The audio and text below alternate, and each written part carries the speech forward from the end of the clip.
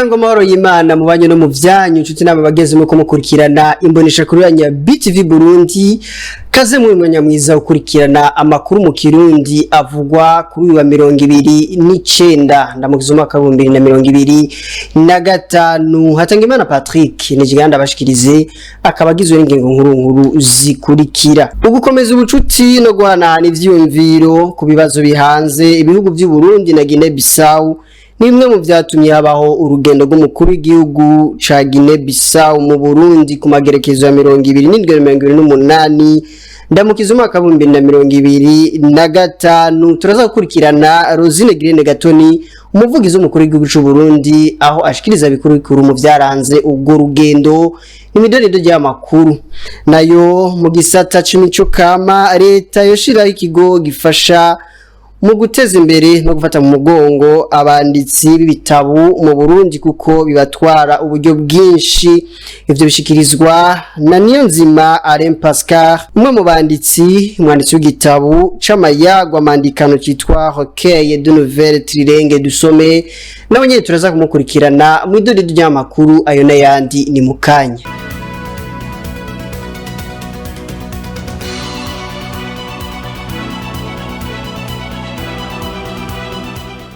Ndasubiye kuramutsa nongera ndabayikaze mu idonido ry'aya makuru uko ndabivuze mu ngingo nkuru z'amakuru ugukomeza ubucuti no guhanahana ivyumviro ku bibazo bihanze ibihugu by'u Burundi na Guinea Bissau nimwe mu vyatumye habaho urugendo rw'umukuru w'igihugu ca Guinea Bissau mu Burundi ku magerekezo ya 2028 ndamukiza umwaka wa 2025 Rosine Girene Gatoni umuvugizi w'umukuru w'igihugu c'u Burundi arashikiriza bimwe mu vyaranze ugo rugendo tumukurikira ku butumire bwa Nyenicubahiro Varisito Ndayishimiye umukuru w'igihugu c'u Burundi Nyenicubahiro Umaho Sisoko Ambalo umukuru w'igihugu ca Guinea Bissau yaragize urugendo mu gihugu c'u Burundi ku magenekerezo ya 27 na 28 ndamukiza umwaka wa 2025 ugo rugendo Nyenicubahiro Umaho Sisoko Ambalo yarukoze mu ntumbero yo gutsimbataza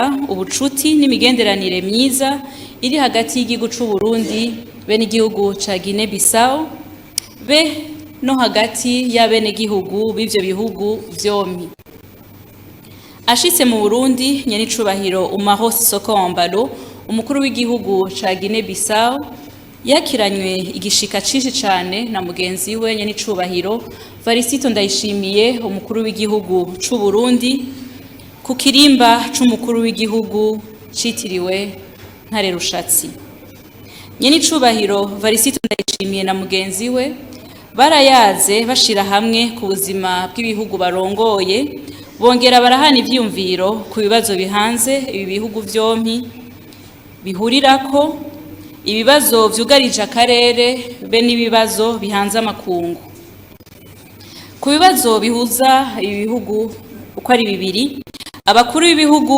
barashimishijwe n'imigenderanire myiza iri hagati y'ibihugu barongoye hamwe n'abene gihugu batuye muri ibi bihugu vyompi baragaragaje ko bose bashaka kuyitsimbataza no kuyagura mu bisata binyuranye bashibikira cane ku bisata vy'imibano be n'ubutunzi abakuru b'ibihugu uko ari bibiri barasubiye kwerekana ko bashigikiye cane ibikorwa byo gutsimbataza gufashanya mu buhinga n'ubumenyi hagati y'ibihugu biri mu nzira y'amajambere hamwe no gutsimbataza no gufashanya nyabutatu hagati y'ibihugu biteye imbere amashiramwe mpuzamakungu iterambere n'ibihugu biri mu nzira y'amajambere barongeye baratera intege abadandaza b'abarundi be n'abadandaza bo muri Guinea Bissau gushira imbere guhanahana ibidandazwa gushinga imitahe no gushinga amahinguriro mu bihugu vyompi izo mboneza zo ku rwego rwo hejuru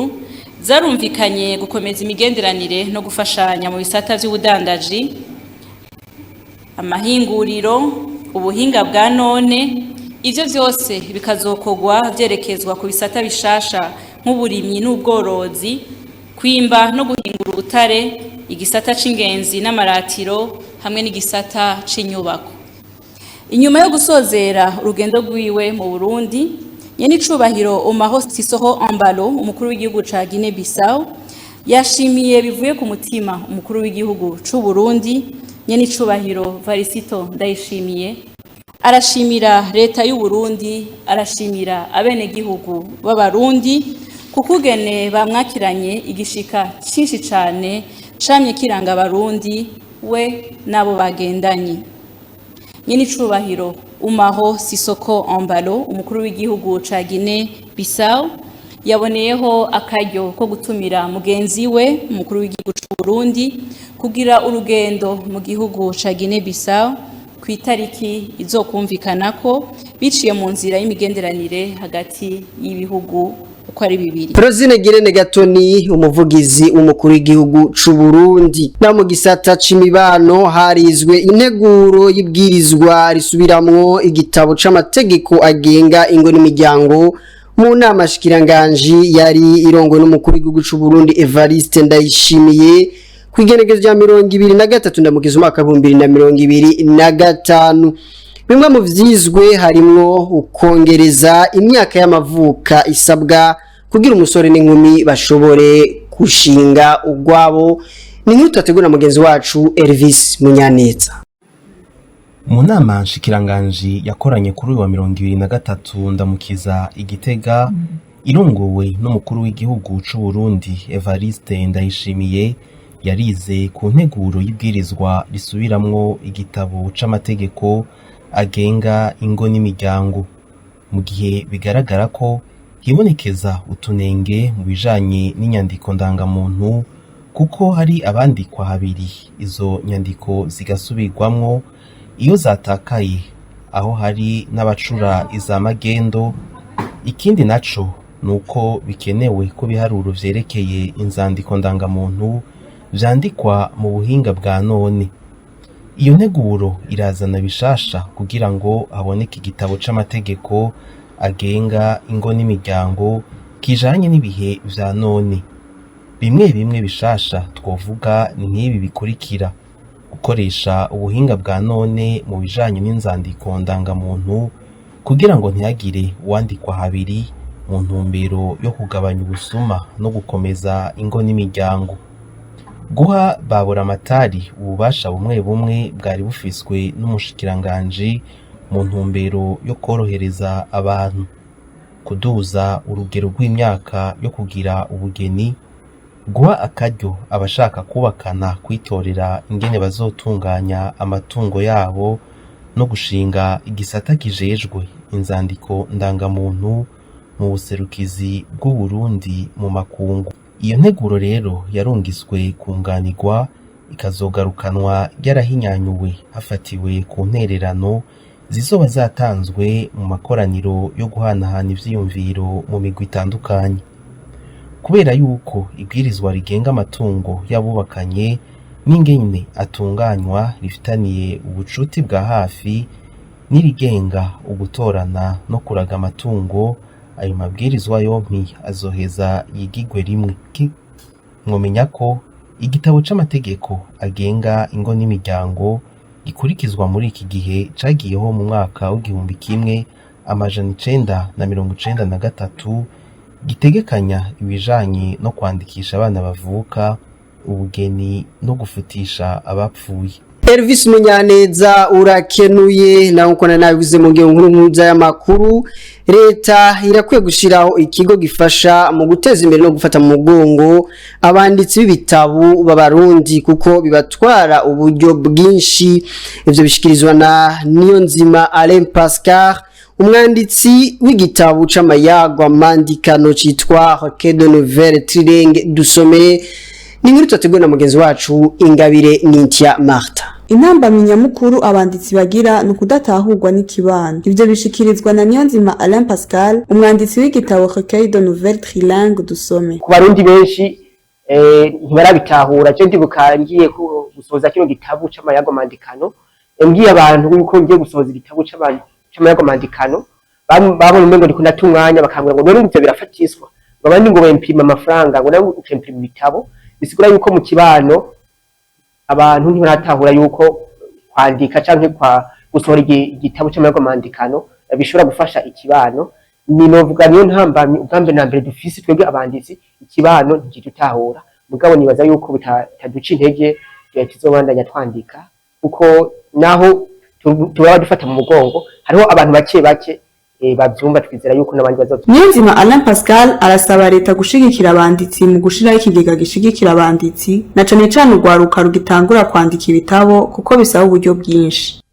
Mpereye kuri leta ubwambere na mbere nuko leta yogerageza ikazana ikigo kijejwe gushigikira abanditsi na cane cane abanditsi bakiri bato kuko uravye abanditsi benshi dufise ngaha mu Burundi n'abanditsi baba bakuze baba bararonse umwanya wo guca amafaranga bagahembwa baranakukurutse bakaba bafise amafaranga tije amafaranga sifise nico nibamaza kireka sohora igitabo mugabo gasanga umujene ntarakura amafaranga ntacarakora mugabo gasanga afise ivyumviro by'ukuntu yosohoza igitabo mugabo usanga agize ingorane y'uburyo no kwifuza ko leta muri rusangi yoshira ikigega gishigikira abanditsi na cane cane abanditsi bakiri bato kubera ataburyo buhambaye baba barandika uko utanguye kwandika ukiri muto ugera ku myaka ikuze umaze kwandika ibintu byinshi ikaba ari inyungu ku gihugu muri rusange. Mwamenya ko ico gitabo ari ic'amayagwa mandikano kiri mu ndimi zitatu urw'ikirundi urw'igifaransa hamwe n'urw'icongereza kikaba kivuga ku mibereho y'abarundi casohorewe mu ndamurura bitabo gusoma. Reka tugushimire Ingabire Nintia Martha nayo abenegihugu mu gisagara ca Bujumbura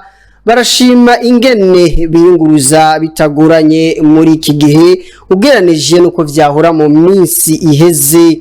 Abenegihugu nyene bagasaba leta ko yofasha kugira ngo ikibazo c'ikena gitoro gishobore gutorerwa umuti burundu kugira ngo ukwiyunguruza no gutwara abantu n'ibintu bishobore kurushiriza koroha. Ni nk'uko tugwe na mugenzi wacu Joyeuse Ingabire. Abanyagihugu bo mu gisagara ca Bujumbura bo barashima ingene biyunguruza bitagoranye ugereranije nk'uko vyahora nk'uko twaciye ku masitasiyo atandukanye abatondesha ingendeshwa bararonka igitoro bitagoranye. Bamwe mu bo twaganiriye barashima ko ikibazo c'ikena ry'igitoro kiriko kiratorerwa umuti. Ibitoro turabironka nko kandi babironka kandi mino minsi hari akarusho ahubwo twanasaba ko byobandanya nk'uko bino minsi ko biragenda kandi vraiment n'abakiriya ntibidoga muri make turashima ko bitoro ko biratanga kandi natwe bwe tubitanga umutekano n'abakiriya barabishima no murindi bariko barabitangamwo mubandanye kuko nta wuzi bibazo bahura navyo muri ico gihe rero nukuri turiko turashima navuze ati byobandanya uku ego byakigorosi no bivuga kuko nta wuzi bibazo bahura navyo. Akongera kasaba ko borushirizaho kuzana igitoro gikwiye kugira ngo ukwiyunguruza birushirizeho koroha. Ivyo biruko mu gihe hari haheze imyaka irenga 3 mu Burundi havugwa ikibazo c'ikena ry'igitoro. Joyeuse Ingabire nawe nyene urakenuye. Imbere ko turangiza no makuru twabateguriye mudukundire tubanze turabe amakuru avugwa hirya no hino kw'isi. Nyuma y'amasaha menshi bari mu muzimagiza mu karere ka Iberique karimo ibihugu vya Espagne na Portugal umuyaga nkuba wasubiye kuboneka mu gatondo kuri wa kabiri igenekerezo rya 29 ndamukiza ku bice bigera ku 90% nkuko bishikirizwa n'ujeje vy'umuyaga nkuba mu gihugu ca Espagne. Mu quartier atari make i Madrid igaruka ry'umuyaga nkuba ryakiriwe n'akaruru ku munezero ku batari bake nyuma y'umwanya munini atamuyaga nkuba bafise atabuhinga ngurukana bumenyi bariko barakoresha ata telefone ngendanwa ndetse atari amafaranga yabo bashobora gutora. Ariko mu gihugu ca Portugal bo bashikiriza ko ico kibazo cyamaze gutorerwa umuti 100%. Ingendo muri ivyo bihugu zikaba zari zegejwe imbere abari barindiriye kwiyunguruza bakaba baboneka baryamye mu bibanza bari barindiririyemo ibibunguruza. Igaruka ry'umuyaga nkuba rikaba ryagarukanye umunezero ku batari bake bari basa nabugaraniwe mu bibanza bategerereyemo imodoka zunguruza abantu batashobora no kuvugana na bagenzi babo ku matelefone ngendanwa kugira ngo bavugane uko ibintu vyifa. Ariko mu gihe cika ry'umuyaga nkuba akaba atazishi ryashoboye konona kuko no mu bitaro n'amavuriro baciye bakoresha amamashini. Gushika ubu hakaba hataramenyekana neza intandaro y'iryo cika ry'umuyaga nkuba, ariko abarongozi batandukanye muri ivyo bihugu bakamenyesha ko bitoba vyavuye ku bitero by'abagizi ba nabi. abumviriza amakuru avuga amakungu mu gihugu ca Leta Zunze Ubumwe za Amerika akuriye wa mbere ikiringo rya 29 ndamukiza mugwiza atunga Jeff Bezos nyene urubuga Amazon nawe yarungitse mu kirere ibigendajuru bije gutanga internet ifise umuvuduko uri ku rugero rwo hejuru cyane mu ntumbero yo gutanga internet inyaruka no guhangana no mugwiza atunga mugenzi we Elon Musk nawe yatanguje Starlink. Jeff Bezos yarungitse ibigendajuru bigera ku 27 biri mu rukurikirane rwiwe yise Kepa bitekanijwe ko azorungika ibigera ku 3200 yubatse inyubako nyinshi zishobora gukorerwamo urudandazwa z'ubuhinga ngurukana bumenyi n'ibindi zamutwaye amahera agera ku miliyaridi 10 z'amadolari ya Amerika. Numero nyamukuru y'utanga internet iri ku muvuduko muremure bishobora gushika mu mihingo y'isi yose atagace na kamwe k'isi kavuyemo. Tute na bagenzi muri kumurakurikirana ano makuru twabateguriye nino ngatu nayagarukirije reka tubashimire mwebwe mwese mwari ko muradukurikirana. Shimire na bagenzi anje bamfashije kuyatururukanya hanje atanga Imana Patrick. Reka duhani sangundi musi nkaya mango mugira mu bamubahwe na gahwane.